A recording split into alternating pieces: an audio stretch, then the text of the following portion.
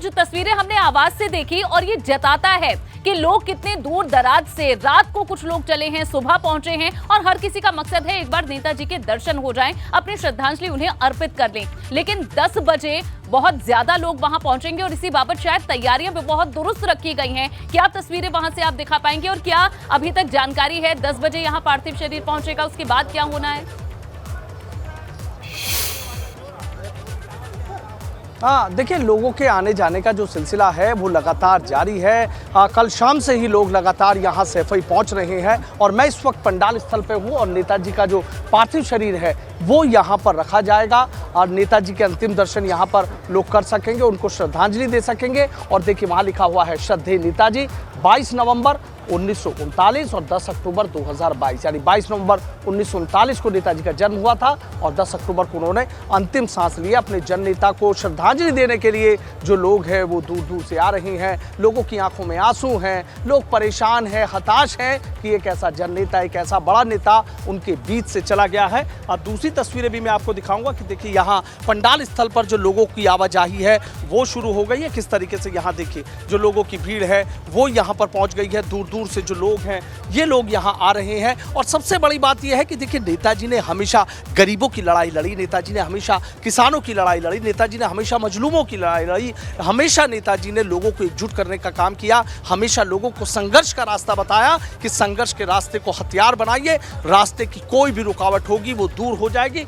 वक्त भले ही लग सकता है, देरी भले ही हो सकती है, लेकिन ऐसा नहीं है कि सफलता और कामयाबी कदम ना चूमे। इसलिए संघर्ष के रास्ते पर चलने का जो हुनर नेताजी ने लोगों को सिखाया, लोगों को एकजुट करने का जो हुनर नेताजी ने सिखाया, ये शायद उसी के अनुयायी हैं। लोग यहाँ पर किस तरीके से यहाँ पहुँचे हैं, कुछ और भी लोग हैं, उनसे हम बातचीत करने की कोशिश करेंगे, उन लोगों से जानने की कोशिश करेंगे नेताजी को लेकर उनकी जो सोच है, उनकी जो विचारधारा है, उसके बारे में हम जानने की बात करेंगे। कहाँ से आए हैं ताऊ?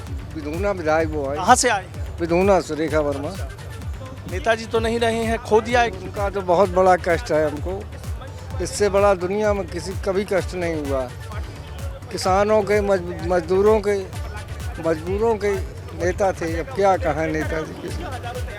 किसानों के, मजदूरों के नेता थे। देखिए, यहाँ जो लोग बैठे हैं इन लोगों से हम बात करेंगे, लोगों से जानेंगे कि किस तरीके से नेताजी का जाना कितनी अपूर्णीय क्षति इन लोगों के लिए है। नेताजी तो नहीं रहे। समाजवादी सिद्धांत और लोकतंत्र को पुस्तकों से, भाषणों से और एलीट से निकाल के गांव, गरीब, गुरबा, किसान, वंचितों की चौखट पे पहुंचाया। मुलायम सिंह यादव के व्यक्तित्व को और समाजवादी धारा को जब देखेंगे आप, तो गांधी, लोहिया और जेपी के बाद यदि समाजवादी विचारधारा का पोषण सबसे ज़्यादा किसी व्यक्ति ने किया और उसको सशक्त किया तो वो आदरणीय मुलायम सिंह जी ने किया। और जो वो सबसे बड़ा काम करके गए वो ये करके गए कि अपने बाद जो समाजवादी धारा का जो उत्तराधिकारी अखिलेश जी के रूप में दिया है उसको अपने सामने स्थापित करके गए और वो समाजवाद के नए आयाम गढ़ रहे हैं, स्थापित कर रहे हैं नई तरीके से। और उनकी लोगों के प्रति उनका जो योगदान था उसको यदि आपको देखना है, उन्होंने क्या अर्जित किया ये देखना है, तो यहाँ जितनी आंखें हैं, कम से कम 20 किलोमीटर के रेडियस में जब नेताजी का सब यहाँ रखा जाएगा उसके बाद आप उस जन सुनामी को देखेंगे, हर आंख नम है। ये बताती है कि नेताजी ने पूरे जीवन पर्यंत क्या अर्जित किया है। एक ऐसा व्यक्ति जिसकी हम इतनी कम उम्र के हैं, स्वामी जी हमसे बहुत बड़े, लेकिन हर व्यक्ति की एक ना एक संस्मरण नेताजी के साथ है। नेताजी के साथ संस्मरण है। स्वामी उमेश जी हैं, विधायक हैं, उनसे बात कर लेते हैं। नेताजी के स्वामी जी बड़े करीबी रहे हैं और देखा है कि कई बार नेताजी जब बात किया करते थे, कंधे पे हाथ रखकर बात किया करते थे। तो कोई उनका ऐसा स्मरण जो आपको याद हो, ये बताता हो कि कहीं ना कहीं ऐसे नेता, ऐसे जन नेता बहुत मुश्किल से, करोड़ों में बिरले ही पैदा हो। मैं नेताजी को बहुत करीबी से जानता हूँ। नेताजी मुझे इतना प्यार करते थे, और मेरे मन में ये बात आती है कि वो अखिलेश से भी इतना प्यार नहीं करते थे जितना मेरे से करते थे। जब दमकीपा पार्टी थी, मुझे रात को 12 बजे बुलाया कि स्वामी जी, दिल्ली वाले आपका टिकट नहीं चाहते हैं, बेबसी हो गई है, आपका टिकट काटना पड़ रहा है। मैंने कहा, नेताजी आपकी बेबसी हो सकती है, स्वामी ओमवेश की बेबसी नहीं होगी।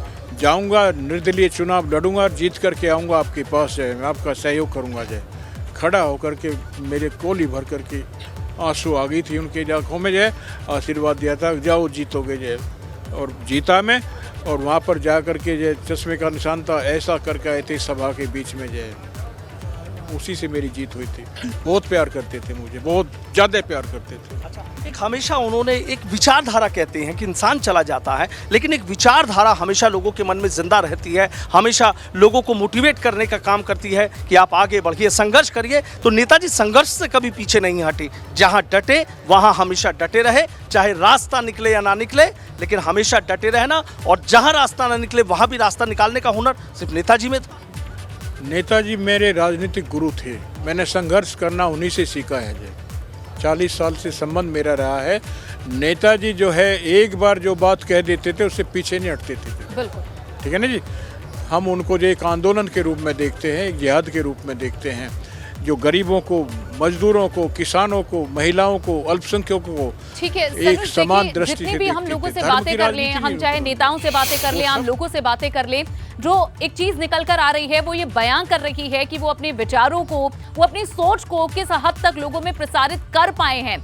और हमारे अनुभव सीमित हो सकते हैं, लेकिन जितना हम लोगों से बात करेंगे उतना बेहतर समझ पाएंगे मुलायम सिंह यादव की राजनीति को, उनके प्रभाव को, समाज में कैसी उनकी अप्रोच रही है।